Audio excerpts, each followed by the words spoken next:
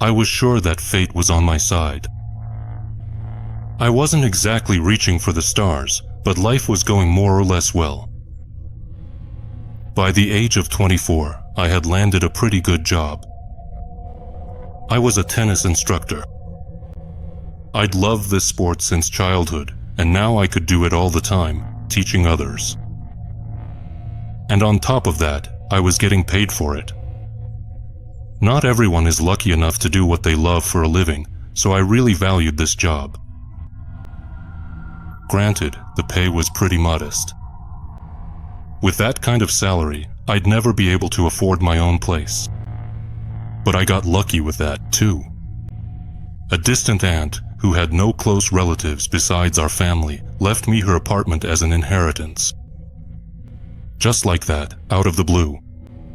Although I had my suspicions that my relatives might have asked her to do it.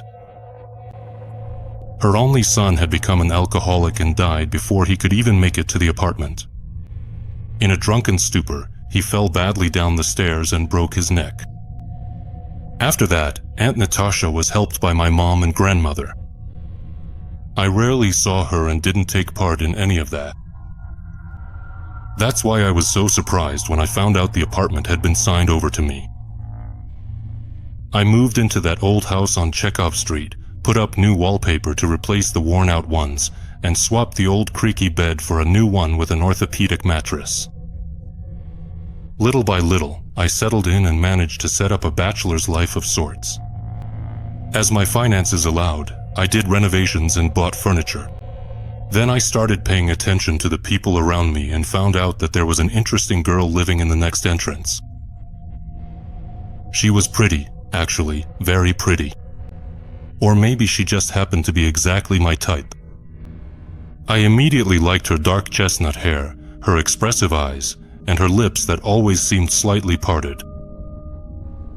She dressed simply, usually wearing oversized t-shirts, light jeans, and white sneakers. This girl seemed quiet and a bit skittish. There was something cozy about her, and I liked that.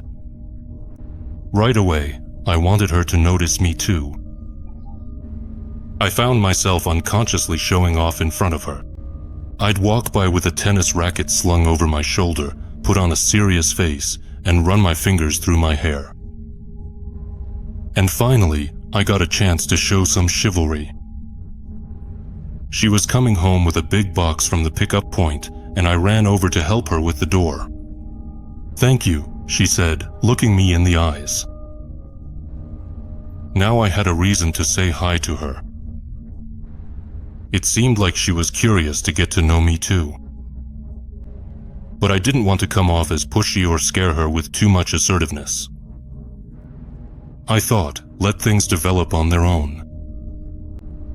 One day I was coming back from work and ran into her in the courtyard.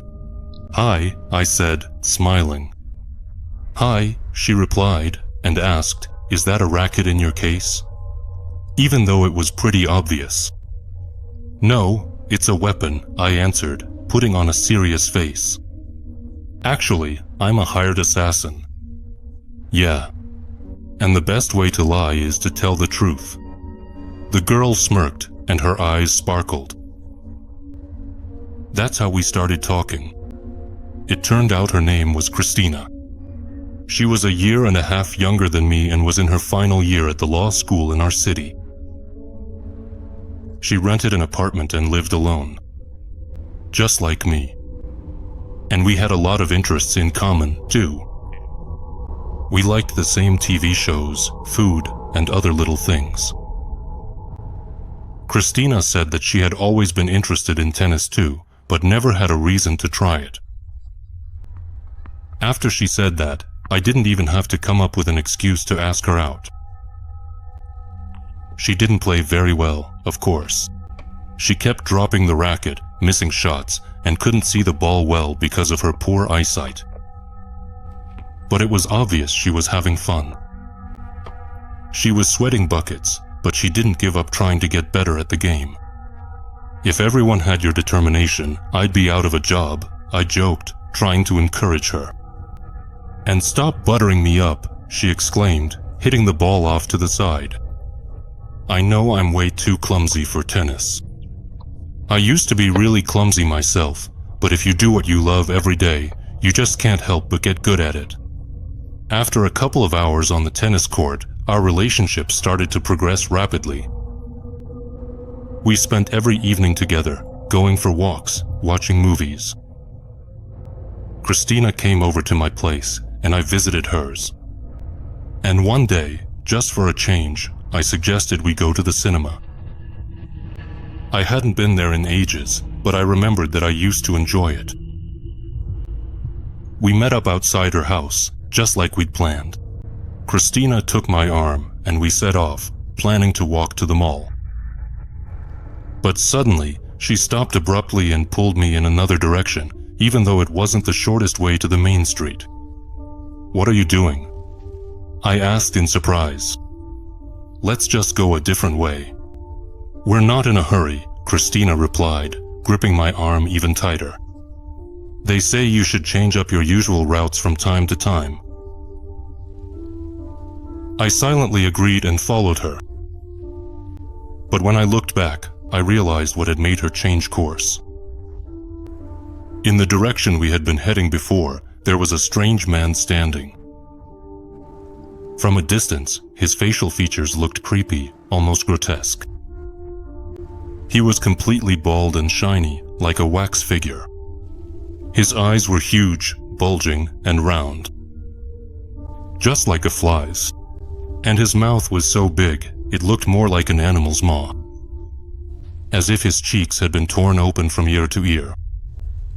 As we walked, Christina talked about anything and everything: the weather, how she hadn't had popcorn in ages, and how she once caught a cold in a movie theater because of the air conditioning.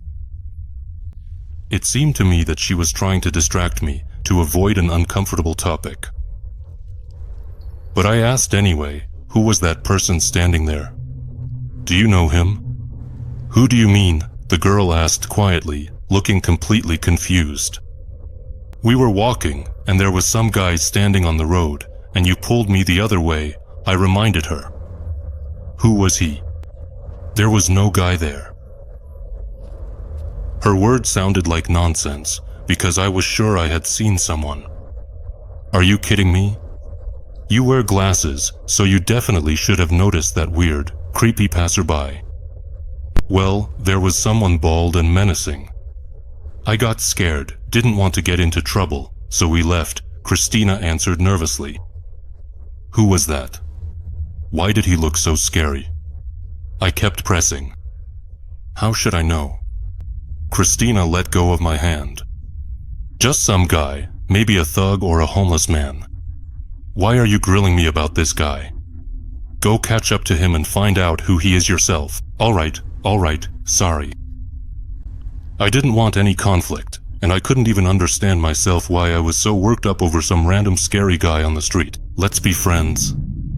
I held out my pinky and smiled at her. I just wanted to smooth over that awkward moment between us so the rest of the evening would go well. Christina looked at me carefully, then smiled back and offered her finger too. We continued on our way to the mall in awkward silence, trying to smooth it over with the occasional meaningless conversation. The movie turned out to be kind of boring, and even just being at the theater felt outdated to me. The colors on the screen were washed out, the sound was bad, and the seats were uncomfortable. Someone in the theater kept coughing the whole time. I came to the conclusion that watching movies at home is much more comfortable. Christina agreed with me, and the whole way back we talked about how streaming services would eventually kill the culture of watching movies together on the big screen. Our love for cinema built a bridge over the gap that had briefly separated us. I had even forgotten about that incident at the beginning of the evening, but the girl's behavior made me remember. "Ilya, I have to get up early for classes tomorrow, so I'm planning to go straight to bed," Christina said as we approached her building. "No problem," I replied, and walked her to the entrance. Something about her had changed. She seemed tense, nervous, and lost in thought. she didn't even kiss me. She just hugged me and wished me good night. Something was bothering her. I walked to my own building and saw that man again, but this time up close. He was standing at the corner of our building, illuminated by a street lamp. My eyes hadn't deceived me. He really was ugly. Shiny, waxy skin without a single hair, bulging eyes without pupils, and a wide, toothless mouth. I took a closer look. Maybe he was wearing a scary mask, but I had the feeling that this was his real face. And suddenly this man opened his mouth wider, and a thick red goo poured out, as if he was vomiting blood. The liquid streamed down his chin and neck, soaking the already filthy shirt that was torn in several places. What the? I coughed from nausea and went into the entranceway so I wouldn't have to see that disgusting sight. The sight of that man was burned into my memory, and I felt nauseous for the rest of the evening. I kept thinking about what I had seen and couldn't help but share these feelings with my girlfriend. Christina, I just ran into that weird guy again. He was standing there, puking blood. I'm serious. Just be careful, okay? I sent her a voice message. She listened to the message, but didn't reply. Her reaction to all this was strange, to say the least. I had a bad feeling about it, and it turned out I was right. That night, there was a murder in our building. I didn't see it myself, but the rumors spread instantly. The neighbors said it was the man from apartment 36 who died. They found him with a punctured eye, lying in a pool of blood. Apparently, he was struck in the face with something sharp. One of the witnesses overheard the police talking. They said the wound went all the way to the brain, and that death was probably instantaneous. The victim's acquaintances fell under suspicion. He was a lonely man and often invited guests over to drink. The police believed it was just a typical drunken fight that ended in a stabbing. But I believed it wasn't that simple. It was just too much of a coincidence.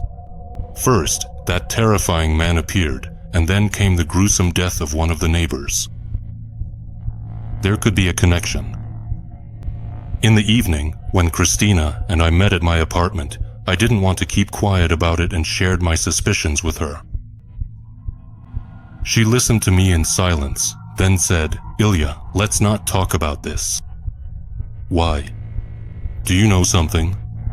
I guessed, moving closer to her face. "I do, but I can't talk about it," she replied tensely, looking me in the eyes. "Tell me at least something," I pleaded. "Yes, you're right. That man killed our neighbor," Christina said, lowering her eyes to the floor. "More precisely, he's not a person. I don't know what he is. They call him Bloody Face. He kills people, but you can't talk about it. Do you understand? You can't. You have to pretend he doesn't exist.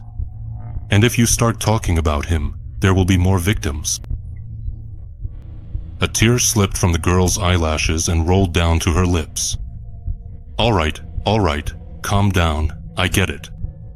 I won't say or ask anything else, I promised, though I was muttering under my breath. Bloody Face. You can't expect anything good from a guy with a name like that. You know, I haven't lived here long and I don't know the local legends. The girl wiped away her tears and said, "I know how crazy this sounds, but it's better if you just trust me and keep quiet. He shows up every few years, people die, and then he disappears again. You just have to wait it out. If you see him somewhere, pretend you didn't, and don't tell anyone." "All right," I nodded in response. I promised that I wouldn't bring up the subject again. And if I ever ran into him, I wouldn't even look in his direction. Honestly, I wasn't eager to get to the bottom of the truth. Everything that was happening seemed absurd to me, But people don't believe in these things for no reason. There are plenty of scary legends out there, and I'm not the kind of person who wants to test if they're true. Hearing a warning once is enough for me to stay away from something. My relationship with Christina became cold and superficial. She started avoiding me. I decided to give her some space instead of forcing myself on her. I kept myself busy, took on more work hours, coached young athletes and regular enthusiasts. And in the evenings, I spent time alone with a movie or a book. No one talked about the murdered neighbor anymore, as if everyone forgot about him right after the funeral. But that's often the case among people who drift aimlessly through the years.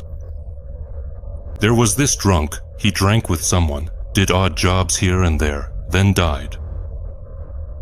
They put him in a coffin, had a shot on the 9th day, and went on with their everyday lives. And not everyone would even remember his real name. For many, he'll always just be Sonia the Squint from apartment 36.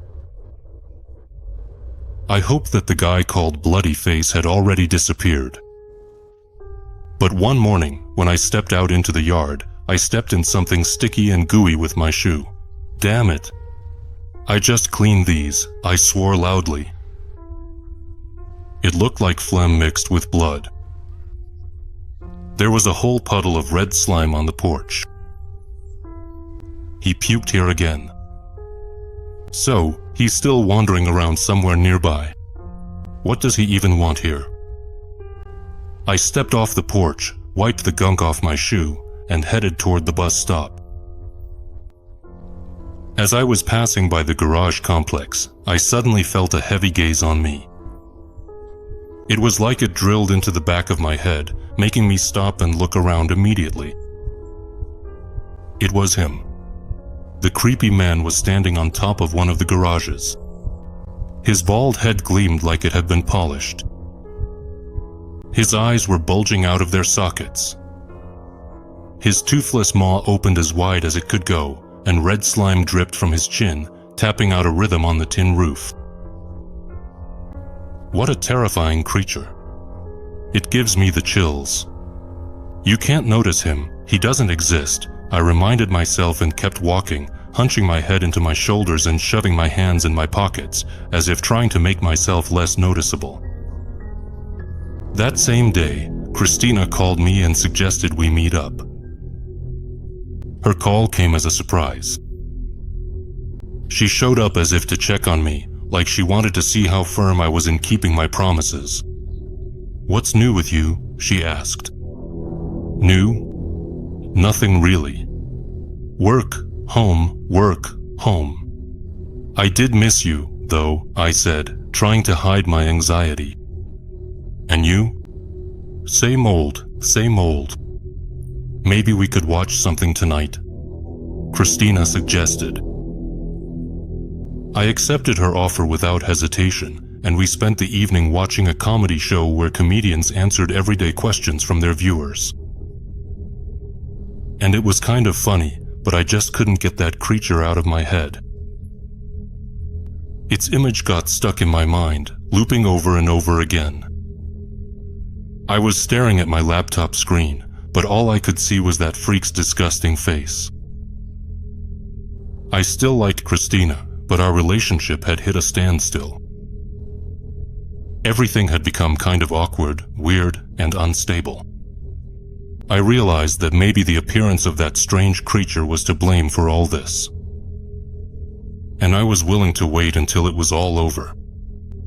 The girl refused to stay the night at my place, so I walked her home without even asking for permission.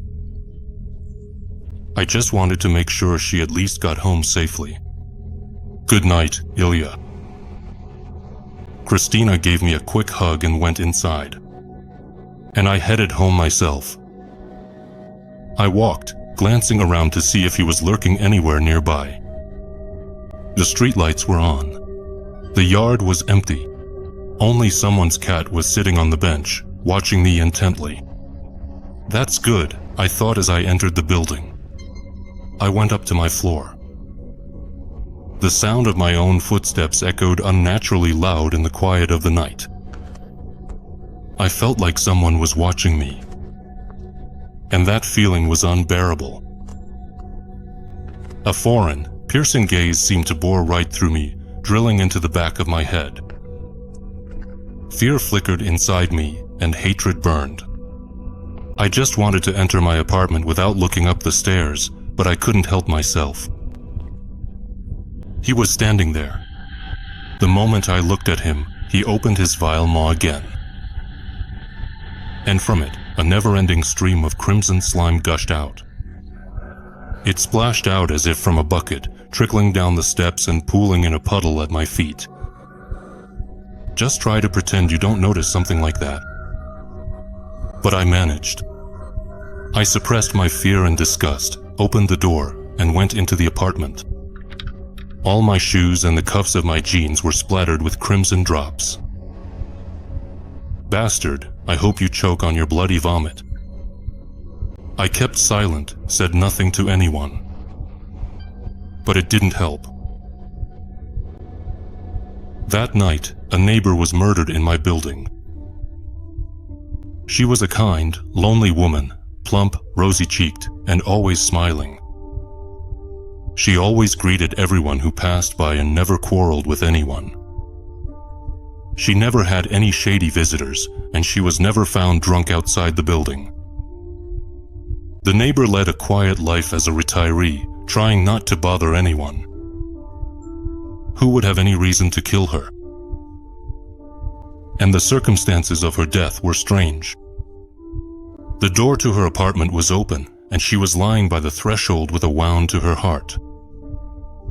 It seemed as if the woman had opened the door to someone, and then something sharp was plunged into her chest. A light rain was falling, forming deep puddles on the cracked asphalt. Putting on a light hoodie, I pulled up the hood, stepped out of the building, and stood under the awning. They carried out the body and loaded it into the car. I didn't know this woman's name. A couple of times she had asked me to hold the door for her, and just last week she was planting hyacinths in the yard. No one had asked her to do it. She just liked doing it. I stood outside with the other neighbors, watching as the car drove away. The autumn wind cut through my hoodie and chilled my legs. I was in such a hurry that I ran outside in my house shorts and slippers. People sighed and muttered about all sorts of things. An elderly man in a checkered driver's cap muttered, "What kind of degenerate could do something like that?" "You know perfectly well," I said, unable to stand the hypocrisy. The man looked at me in surprise. "I know? How would I?" "The bloody face," I whispered, rubbing my hands to warm them up. "Bloody, what?" The man looked at me like I was slow-witted. "Who's that?" "He's not from our building, is he? Or from Kasoi's gang?" I got confused and fell silent. The old man wasn't pretending, and I had thought everyone here knew, just keeping quiet out of fear. The people around looked completely bewildered. It seemed like they genuinely didn't understand what was going on. None of them had seen the bloody face. No one had noticed the patches of red slime everywhere. How could that be? Wait, what if Christina lied to me? Thinking about this, I called her and told her what happened to the elderly neighbor. I asked her to explain everything that had happened. "Not now. Let's meet in the evening and talk. I'm busy," she said, and hung up. I don't like this. Christina seemed kind of strange. She kept avoiding me, and with each passing day I was losing interest in her. I didn't even want to meet anymore, but half an hour before midnight, someone knocked on my door. I looked through the peephole and, making sure it was Christina, opened the door. "Can I come in?" she asked. Her voice sounded anxious. "Yeah, come in. I've been waiting for you all evening. Actually, I replied, stepping aside. "Sorry, I had things to do," she said, unbuttoning her coat. I didn't bother asking for details. She was acting like a stranger. We walked into the room. The girl sat down on the couch. Her eyes were shining with tears. "So what did you want to tell me?" I asked, feeling my hands go cold. "The truth," the girl replied. "I didn't want to tell you that only those he chooses can see him. That means you too. He'll calm down after he kills 3, and then he'll disappear for a while. I tried to hide so many times, but he always found me and..." "Wait, what? He chose me as one of his victims? And you didn't say anything?" I asked angrily. "I don't know why he needs me. Maybe he just likes to see me suffer when he kills people. It was torture, but over time I guess I got used to it. My heart just hardened." Christina hid her face behind her hair, lowering her head. "I'm afraid that if I refuse to help, he'll kill me too." "Help? What do you mean?" I asked, and suddenly I heard footsteps in the hallway. "You didn't lock the door. I'm sorry." Christina was still sitting with her head down when he appeared in the doorway. His jaw hung open, and a lump of red slime splattered onto the floor. Something sharp flashed in his hand. It wasn't even a knife, but some piece of metal, like a shiv. Is this really how my life is going to end? The thought flashed through my mind, and my heart clenched with rising fear. Christina turned her pale face toward me. She wasn't crying anymore. Her gaze had become cold and empty. "Better you than me," the girl said indifferently. The creature took a step not toward me, but toward her. The blade flashed in its hand and plunged into the girl's neck. Then the monster quickly retreated. Silence fell. Not understanding why this was happening, I pressed myself against the wall. The bloody-faced fiend stood in the doorway, while Christina sat on the couch. She was in shock and seemed not to realize what had happened. Blood was spurting from the wound on her neck, running down her skin, soaking her clothes. The girl touched her chest and looked at her palm. Then she fixed her gaze on me again and wheezed, as if trying to say something. I ran up to her and pressed my hand to the wound. "Kristen, can you hear me? Everything's going to be okay. I'll fix this. Just hold on. Do you hear me?" The girl didn't answer. Her eyes suddenly went glassy, and she collapsed to the floor. A crimson pool began to spread around her head. My heart filled with a tearing sense of pain and despair. I stood up and, swallowing the lump in my throat, looked at the monster. He was holding up 3 fingers to me. 3 fingers, 3 victims. Is that what he's expecting from me now?